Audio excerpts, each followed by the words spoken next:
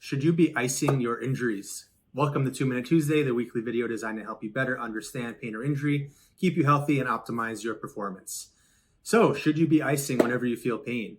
The answer is actually no, believe it or not. So, here is a quick fun fact, and then we'll get into the reasons why. Dr. Gabe Merkin, the physician who coined the acronym RICE, Rest, Ice, Compression, Elevation, you've probably heard of it. It's probably the reason why whenever you sprain your ankle, you wrap it in ice. He has actually recently said that his RICE protocol should no longer be used. It's been disproven in the literature for years now. So now it's actually time to not only ditch the ice, but talk about what we can be doing to better improve our healing process. Is ice even useful after the first 24 to 48 hours after injury? So not only can it be not useful, it can actually delay the healing process. A little bit of swelling is good. It's how our body heals. It's how our body gets new cells into the area, fresh blood, and starts the healing process. So icing that for prolonged periods of time can actually delay that.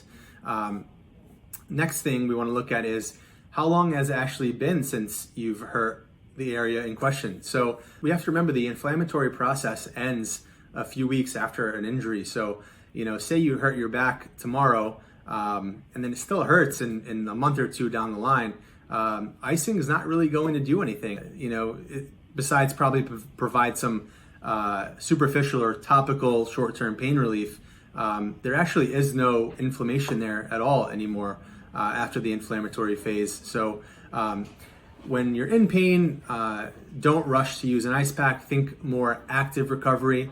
Movement is always the answer. The right sort of movement, the right sort of stretching or strengthening exercises at the right time are the key to recovery. It's always an active process is definitely superior to a passive one like an ice pack. So it's surprising, but there's probably no need to go run and ice your injuries, especially after the first few days after you initially hurt yourself.